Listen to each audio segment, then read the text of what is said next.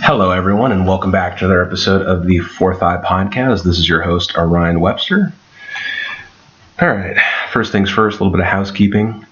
I am going to be using a written outline for these podcasts instead of just kind of going free form like I had been doing before, because that'll allow me to sort of stay on topic and make sure that I actually cover the things that I wanted to talk about, and I think it'll just generally improve the quality of the content. So getting that out of the way. The other thing, I want to apologize for the super long hiatus, both here on the podcast and on the blog. As for why that was the case, it wasn't so much that I didn't have the time or anything. It's just that I was kind of dealing with the usual lapse in motivation and just wrestling with some stuff emotionally. So you have to forgive me for that. The other thing, as for what you guys can expect from the podcast and the blog in terms of posting schedule, I have decided and learned while doing this that podcasting is something that I assumed was sort of easier than it is, right? It's one thing to record yourself speaking into a microphone, and it's another thing to have a great podcast, which is what I'm striving for. There's a big difference, and I greatly underestimated the amount of work that goes into producing a podcast that I can actually be proud of instead of just, I guess, kind of shit posting, for lack of a better phrase. So having said that, the posting schedule of these podcasts and of things that I do on the blog is probably going to be much less than I had initially promised, sort of on the Fourth Eye blog, which you can reach at fourtheyblog.wordpress.com, I believe, something like that. I'll probably just have the link to that in the description, so you won't have to remember that or whatever. I'll have it there. But anyways, the frequency of uploads will probably be much less.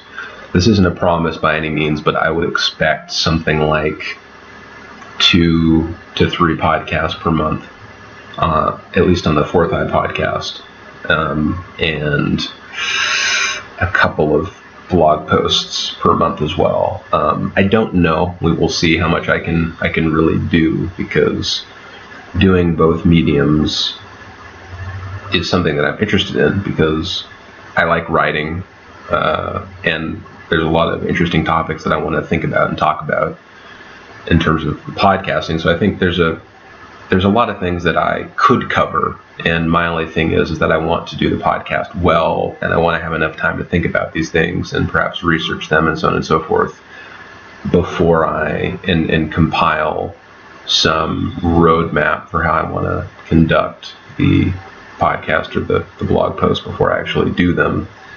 So I'll probably be spending more time working on that. And I mean, truth be told, I do have a lot of free time that I've dedicated to these things and some of the other, things that I'm doing that I call work. But I guess we'll kind of see where this all goes. And, probably, I think I'm going to be kind of back on the rails for a while, so expect some uploads coming up here soon.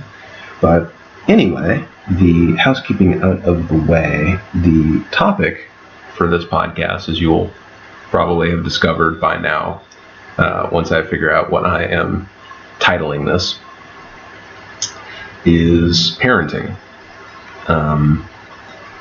And actually, before I forget, the reason that I said for the Fourth Eye podcast, if you're wondering, is because I have done, although we haven't done it in a while, another podcast called The Homegrown Intellectuals on YouTube as well with my friend Brian. And I think we're going to continue doing that, so you guys can look out for those as well if you're interested.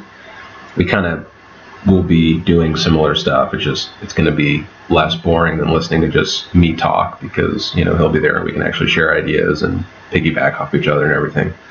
So that will be cool. I'm looking forward to doing more of those. But anyway, getting back to the topic, so parenting. So the reason that I wanted to talk about parenting, or I guess the reason why I'm so interested in it, is because in my life I've become very interested in the topic of genius. I've become very interested in the topic of accelerated learning. I've become interested in success and how one can become great and all this stuff. And I think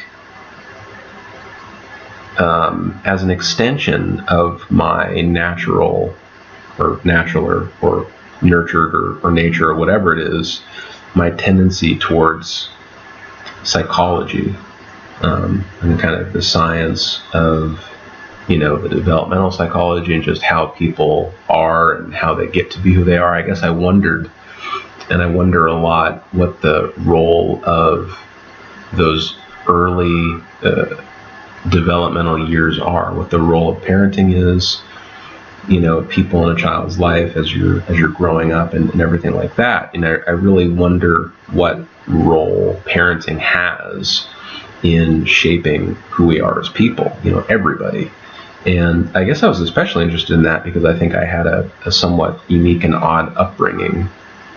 And I was kind of the quote unquote gifted kid in school. And I always wondered, because I definitely, and this, without making this too pretentious and esoteric and all that other stuff that I really want to avoid, because I don't think of myself this way, but I think there's this idea that genius is this thing that you're sort of born with. But from my perception, it's not that I was having an easier or a harder time than other people. It's just that I was better prepared. So I had a better toolkit for dealing with these problems. And what I've noticed personally anyway, is that it seems to be the case that the most successful people that I've been studying for many years now are simply better equipped than other people. They're not these super special people. But as I've been exploring more recently, I do think there's something that people of success keep. And I say keep for a reason rather than gain, which is genius. And I think it's something that we have when we're kind of babies and when we're children that gets knocked out of us, as many people say. But I think it's actually true. And I'll kind of explain why as we go throughout this podcast. But that's kind of the backstory and why I picked the topic. In terms of why I think it's important, I think that's a fairly simple question. In case you're wondering, I'm looking down at my outline and following the points that I've written down here. So that's why I'm kind of going in a logical progression, or at least a better progression than I normally would. But anyway, I think as for why parenting is important, I think it's because even if we don't know exactly to what extent parenting is responsible for getting the human beings that we see all around us, it is obvious that parenting has a substantial impact, and that parenting is probably the single biggest thing, at least that we can affect, that we can change, that determines the state of our world, that determines the quality of conversations, that determines the political situation that we find ourselves in, and so on and so forth. Which is why I think it's so important that we have more conversations in an attempt to get parenting talked about more and more dialed in. And I guess the reason I'm talking about it is because I fear that, maybe fear is not the right word, but I'm concerned that parenting is something that most people aren't remotely prepared for and don't think they can be prepared for it. I think that's a mistake. Now, having said that, I am not a parent. I'm not pretending to know the difficulties of being a parent. But I guess the reason why I think my voice in this conversation is valid is because I think that there is probably a locus of ways of being as a parent that are effective but different that people can get to. And then I think outside of that locus, there's a lot of ways that are obviously bad, or at least worse than that healthy middle or range of possible states of being in the middle, if that makes sense. that we just don't need to try, right? So even if you're saying to yourself, well, there's not obvious right answers about how to parent or about how to act in certain situations, it is true that you can name at least 20 ways that wouldn't be acceptable, like right now, on probably any question. And I think that matters. So, and the reason I'm saying this is because I was listening to one of my favorite people, Sam Harris, talking about the distinction between things, and he brings up the example of the driving age in a conversation he had recently, where just because there's no answer, or it's difficult to find an answer in practice, doesn't mean there's no answer in principle, right? So even if the minimum driving age being 16, say, is technically arbitrary, it's obvious that the minimum driving age being 1 year old gets us nowhere, and the minimum driving age being 100 gets us nowhere. And it's also true that the minimum driving age being 25 would likely reduce the number of auto accidents. But it's probably also true that there are other variables besides auto accidents that we care about that influence why we've picked 16, say, or whatever the age is the minimum driving age, for the example. So the point being, even if that answer is arbitrary, it's obvious that there's a locus of reasonable answers, right? So the answer is probably somewhere between like 14 and a half and 17, say, in terms of a minimum driving age. Now, you might say that locus is arbitrary, but the reason it's not, at least to my eye, is because answers outside of that range seem to make less and less sense, right? 18, 19, 20, 21. The further we get away from like 17, the less sense it would really make to anybody, given what we know about 17-year-olds. And the younger you go from like 14 and a half, given what we know about tweens and teenagers, it makes less and less sense from a safety perspective and everything else.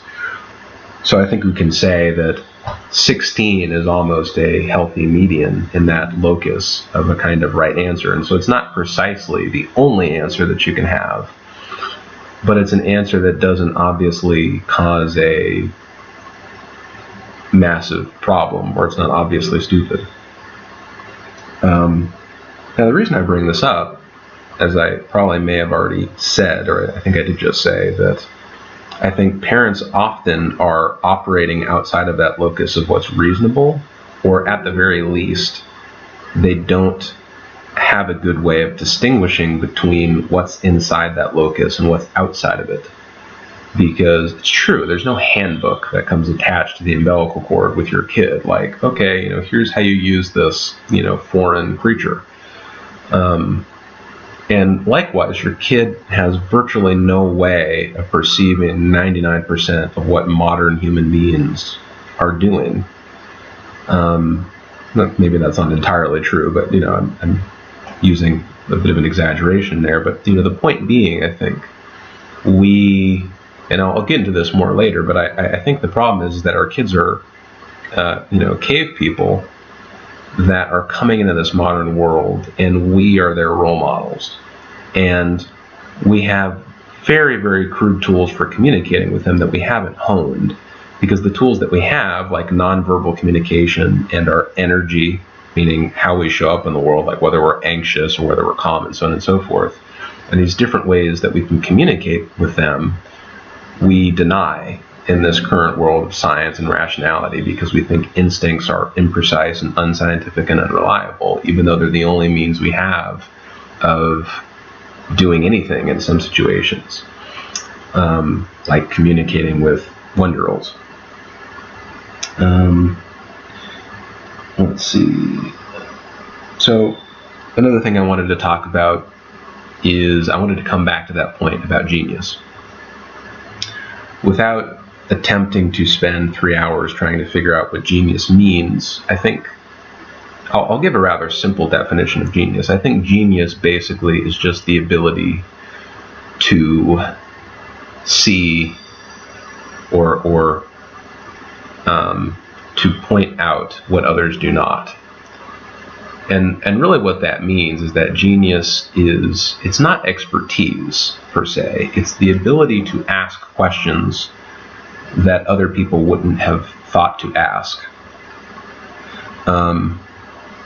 Now, what you might be thinking to yourself is that, yeah, this is something that we observe in kids, but it isn't obvious that when they're doing it that it's well thought out. In fact, we have good reason to believe that it's the opposite, and that's true to an extent. The problem, though, is that the set of tools that children are using in their imagination and everything else to ask seemingly weird but oddly good questions that take us to places we haven't been, is that the calculations that they're doing cannot really be inspected by them, and not even by us, those who sort of claim to understand how the brain works and psychology and all this stuff.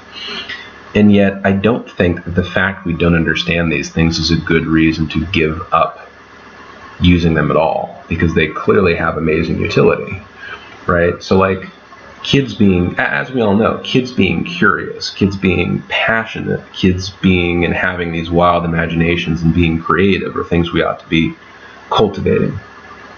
Now, the reason that all of this is relevant to parenting is because I think one of the biggest, most common mistakes in terms of how people think about their role as a parent is that they believe that their job is to be a sort of architect of walls for their child, where they're supposed to be creating this perfect squishy world where there are no sharp corners, and they're running to wherever their child is to make sure that it's a safe space.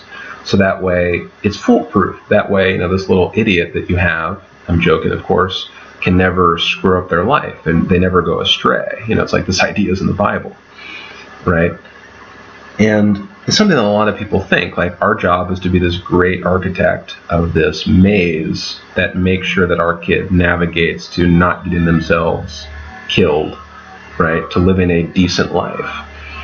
And the problem is that it might allow them to live a mediocre life, but it bars them off from, in some sense, failure in any real sense, and it also bars them off from success, and I would argue fulfillment in any real sense.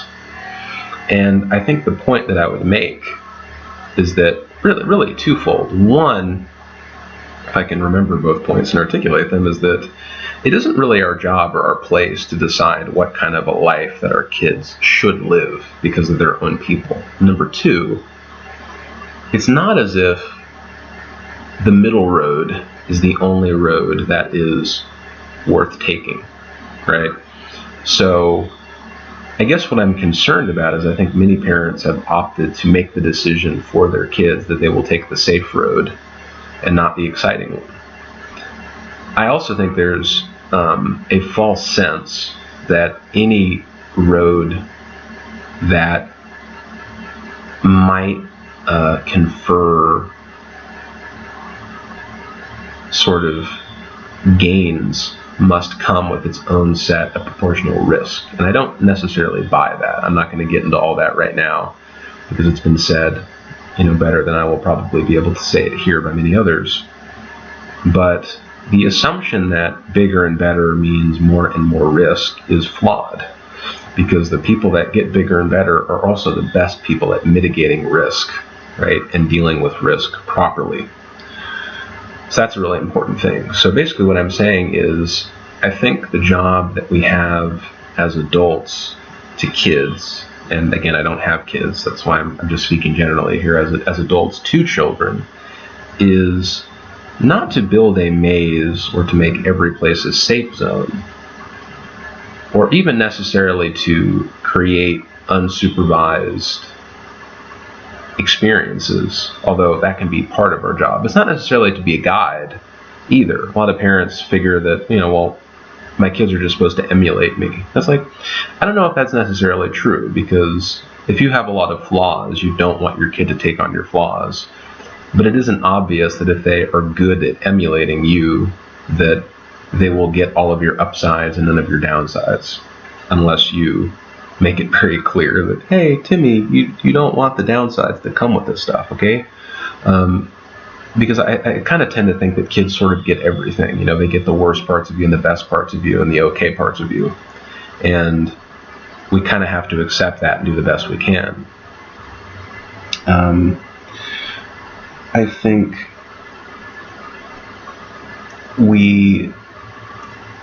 what we should be attempting to do is be advisors, right? We should treat ourselves like apes that have simply been around longer to play this game of life than our children. We should treat them like adults in any opportunity that we can. We should stop treating them like little monkeys. Now, I know that the instinct is, well, if you have your 4-year-old running around screaming and hollering, or if they're pulling peanut butter and boxes of cereal they're not supposed to get down from the shelves, yada, yada, yada, if they're lighting the carpet on fire, I get it. I realize that we have a tendency to want to use spanking and coercion and timeouts and all these other things to articulate that that's not okay and that you need to operate within certain boundaries so that way you can survive long enough to get to the interesting stuff. I get that. Makes perfect sense. Except I think we have to be very careful about assuming that our punishments are processed by our children in the way that we anticipate. Now, what that means is that I think the reason, and this is something I was thinking about a little while ago, that parents have become afraid of setting a high standard for their children is that they fear that they will create the me plus mentality.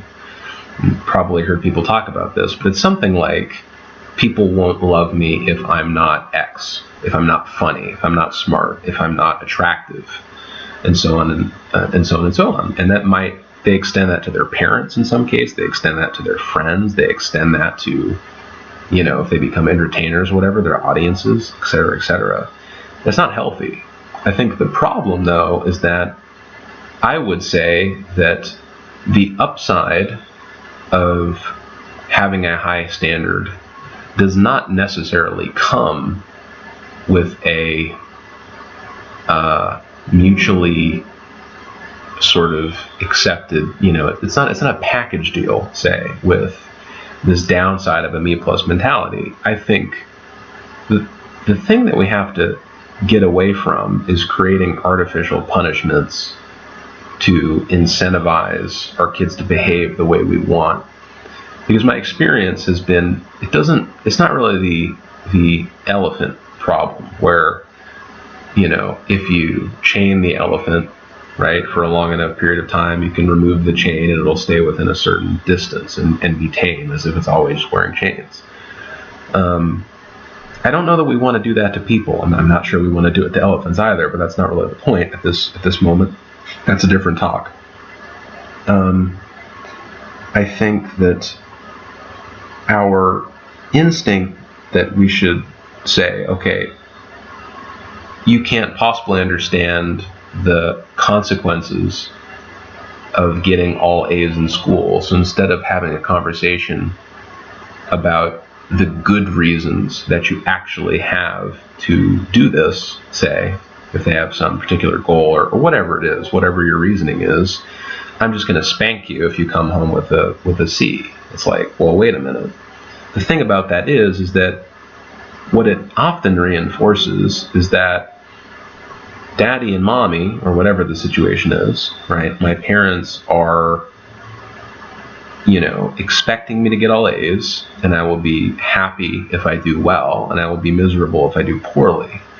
The problem is that as kids and as adults, we often tend to internalize that as, I'm getting a spanking, there's something wrong with me because I tried, or I wasn't feeling well and I didn't turn in my homework. But it's not like it's not like I was trying to disappoint my parents, yada, yada, yada. I don't think we deal with this very well. I think we have this intuition that we have to artificially come up with punishments as a way to incentivize what we want.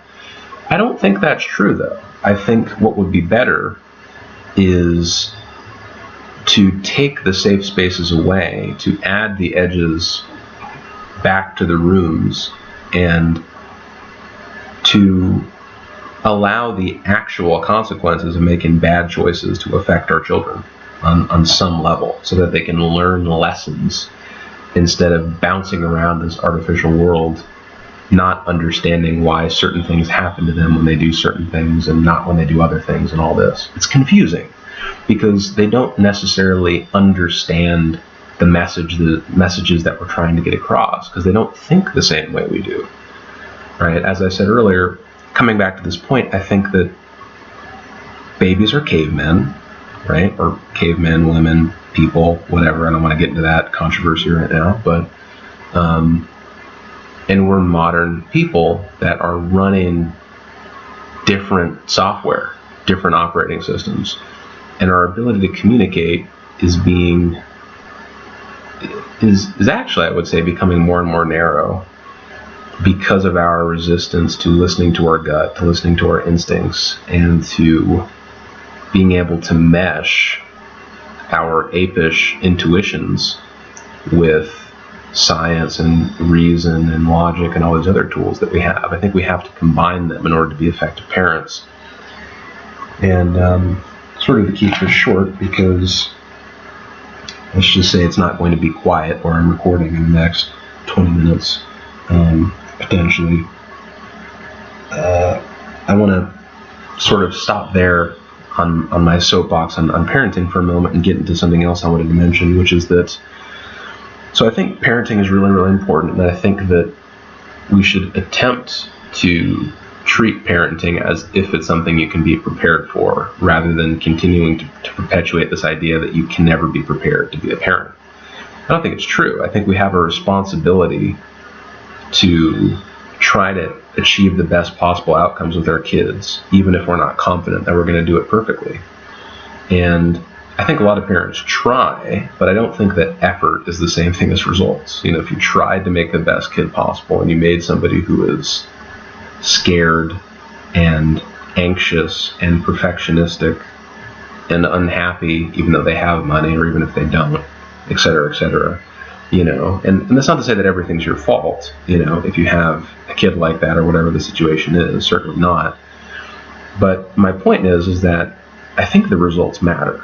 Now, I'm not an expert, and what I was going to say is that I would like to and plan to learn more about sort of developmental psychology and try to look at research, if there actually is any, on the effect of specific parenting strategies on kids, on development, and on their progression throughout life, and see if we can create, not necessarily a formula, but I guess formulate some better way of doing this that gets us less of the problem that we're seeing with, and I decided not to get into this too much. I was going to touch on politics and so on a little bit, but I think that this new generation, sort of Generation Z, is in a very interesting spot right now. I think the thing about it is that it simultaneously is the farthest left and the farthest right out of any generation for a while. And they're both tugging on each other, and I don't know that the result is a healthy middle. I think it might just be that the rope rips this time, or something else, or that we need to get back on track and return to decency and return to sanity and return to a healthy middle. Maybe return's not the right phrasing, we need to get there to begin with. And without touching too much more on that, because I don't want to make this much longer than it is, as I was saying, I want to learn more about the developmental psychology and about the research and see what I can do to affect parenting and some of these outcomes. So I guess look forward to seeing my work there. And I guess, you know, if I start making progress in that area, you'll probably see it on the podcast or on the blog. So stay tuned for that. And make sure that I'm not missing anything. That's basically all that I wanted to touch on. So anyway, thank you guys so much for listening to the podcast. Again, I'm sorry about the hiatus and look forward to more content in the future. Have a great day.